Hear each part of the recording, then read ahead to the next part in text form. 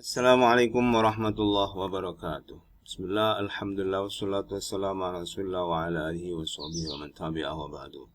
Kita lanjutkan sekarang untuk kelompok judul yang terkait dengan metode. Jadi saya sudah kelompokkan dari judul yang sudah diajukan. Ini yang kuning-kuning adalah metode semua ya, metode-metode. Nah, pada kali ini yang pertama ini ada tentang optimalisasi ya. Optimalisasi. Oke, metode pengajaran bahasa Arab untuk meningkatkan keterampilan berbicara dan menulis.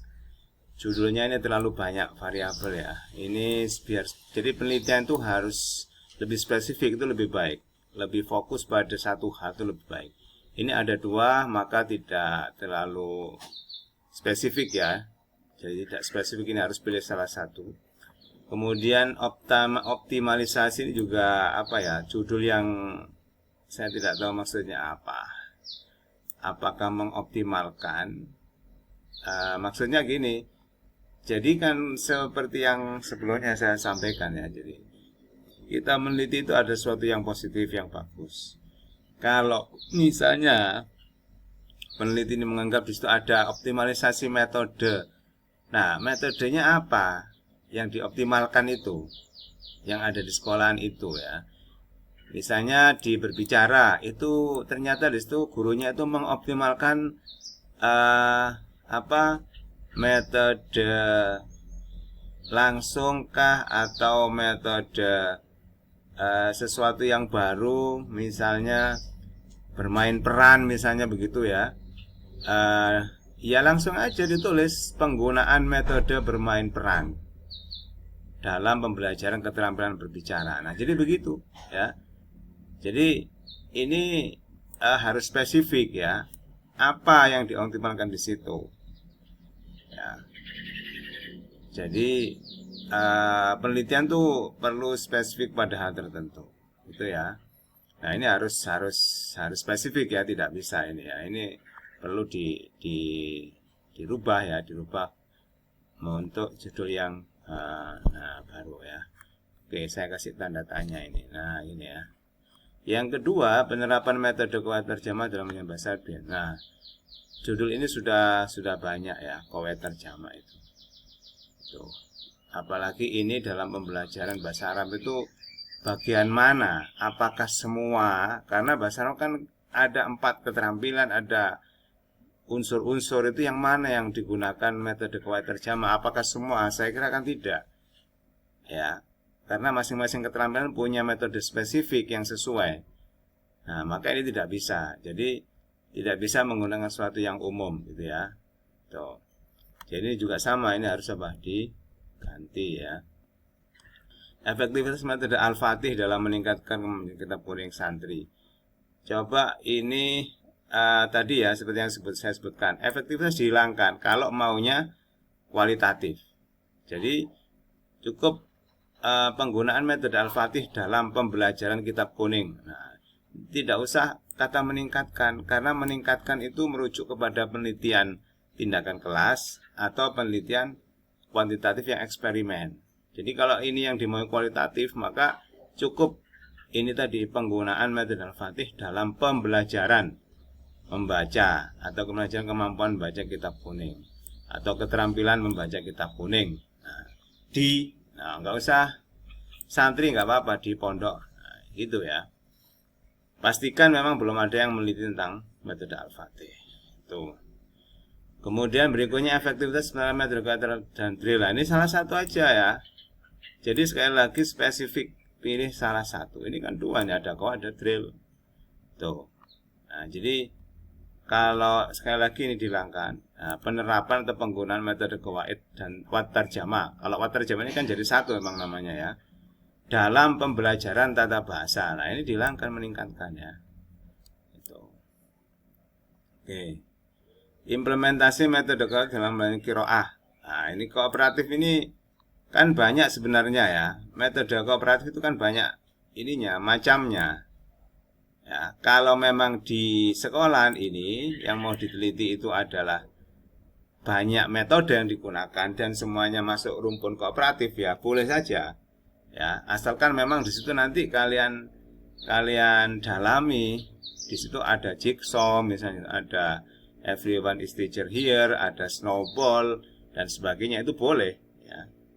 Itu atau mungkin spesifik implementasi menggunakan metode snowballing dalam membelajar qiraah. Nah, itu ya. Dan pastikan bahwa itu memang efektif ya. Hasilnya bagus dan memang belum diteliti di tempat lain ya. Belum ada penelitian sebelumnya. Kemudian strategi pembelajaran tarkib dalam meningkatkan struktur kalimat mahasantri ma'had HND. Nah, ini strategi pembelajaran tarkib. Strategi apa ini ya? Strategi pembelajaran qawaid dalam meningkatkan kemampuan atau dalam pembelajaran. Nah, itu bisa dalam pembelajaran struktur kalimat. Saya tidak tahu struktur kalimat ini yang mana ya. Yang ada itu kan dalam pembelajaran misalnya qawaid atau nahwu atau shorof gitu ya. Nah, jadi karena struktur kalimat itu ya terhimpun dalam qawaid yang isinya banyak ya. Jadi ini tidak spesifik dan harus disesuaikan ya. Boleh strategi pembelajaran ini kan strategi pembelajaran qawaid atau tarkib nah itu aja juga boleh ya. Itu bisa. Asalkan, nah ini asalkan ya. Jadi ini sebenarnya sudah ada kan strategi pembelajaran tarkib atau qawaid di Ma'had yang Kediri. Asalkan ini memang benar-benar sesuatu yang bagus ya, hasilnya bagus gitu. Ya. Dan belum ada sebelumnya. Ya. Belum pernah diteliti maksudnya gitu ya. Itu. Jadi boleh menggunakan judul ini strategi pembelajaran qawaid di Ma'had YN Kediri ya, itu bisa ya. Atau kalau misalnya ada cara tertentu gitu ya, strategi pembelajaran qawaid melalui sorogan misalnya gitu ya, di Ma'had itu boleh juga ya itu. Tapi kalau misalnya kita belum bisa mengidentifikasi modelnya apa, misalnya nggak tahu kalau itu model sorogan ya ditulis begini sih bisa aja ya. Tetapi itu tadi dipastikan bahwa ini memang hasilnya bagus gitu ya. Pengaruh penggunaan lah. Kata pengaruh tadi apa? Kuantitatif ya. Jadi mendingan penggunaan langsung dalam pembelajaran keterampilan berbicara. Nah, ini nggak usah ini. Kalau ada begininya ini berarti kuantitatif ya. Atau PTK. Dan judul metode langsung ini sudah banyak apalagi berbicara. Jadi ini dirubah. Penerapan metode imla al-ikhtibari dalam meningkatkan kompetensi bahasa Arab. Nah, imla ini kan menulis. Saya yakin bahwa kompetensi yang ditingkatkan itu adalah keterampilan menulis. Jadi spesifik aja dalam pembelajaran keterampilan menulis. Nah, itu akan lebih pas.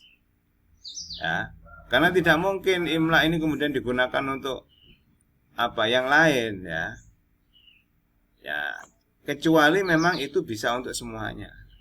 Dari namanya aja kan sudah imla ikhtibari, sangat mungkin ini keterampilan menulis. Gitu ya. Itu. Jadi ini yang harus dirubah ininya ya. Penggunaan metode audiovisual learning. Keterampilan maharoh keterampilan maharoh istima ya. Nah, jadi begini, saya ya sudah coba aja nanti dicari. Ini pasti sudah banyak audiovisual untuk istima itu sudah banyak ya. Nah ini sudah banyak yang meneliti. Jadi ini nanti dicari judul yang lain. Bisanya bisa, cuman ini sudah ada yang meneliti. Kalau nggak yakin coba nanti dicari di internet ya, Oke, metode audional istimewa ini juga sama ya, sudah banyak. Jadi ini juga sama dengan yang di atasnya ya. Pembelajaran kalam pada bahasa Arab ini juga ya.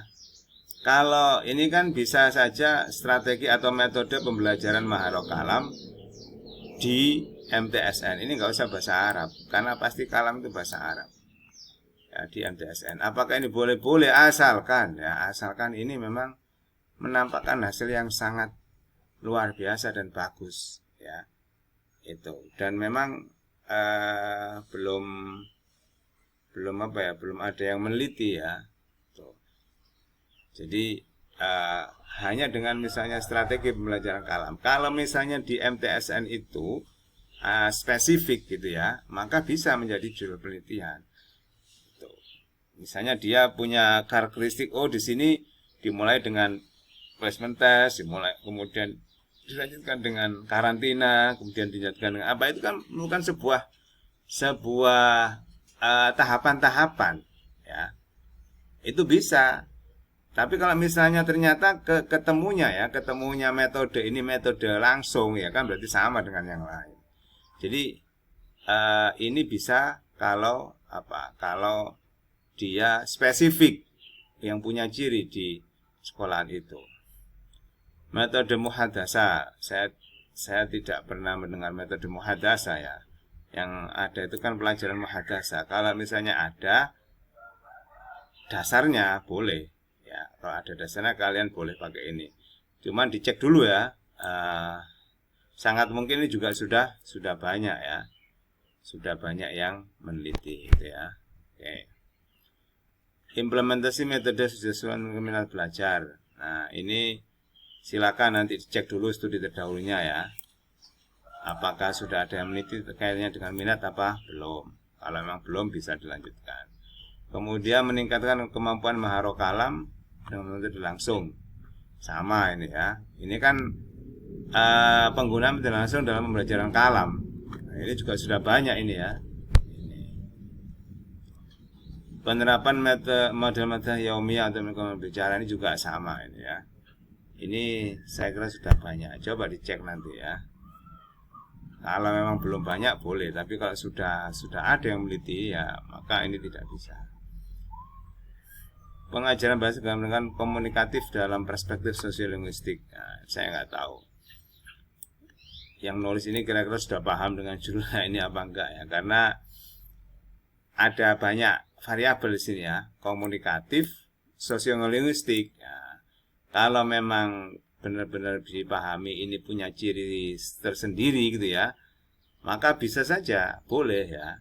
Nah, jadi misalnya pembelajaran bahasa Arab dengan pendekatan komunikatif dalam perspektif sosiologis di madrasah mana misalnya boleh kalau itu memang kalian bisa menemukan. Saya sendiri belum bisa memastikan ya bagaimana yang dimaksud komunikatif dalam perspektif sosiolinguistik. Nah, itu. Kemudian berikutnya strategi active learning untuk meningkatkan kemahiran maharah kalam. Ini juga sama, active learning itu kan banyak ya. Kalian cek dulu di sekolah mana itu ya, apakah memang banyak strateginya ya. Kalau memang banyak di situ active learning-nya ada X, ada Y, ada Z yang digunakan di situ boleh ya. Atau pilih salah satu, misalnya apa? Snowball atau jigsaw atau apa. Nah, boleh gitu ya. Itu. Dalam pembelajaran maharah kalam tidak perlu meningkatkan gitu ya. Oke, kita lanjutkan setelah ini ya. To be continued. Sekian. Assalamualaikum warahmatullahi wabarakatuh.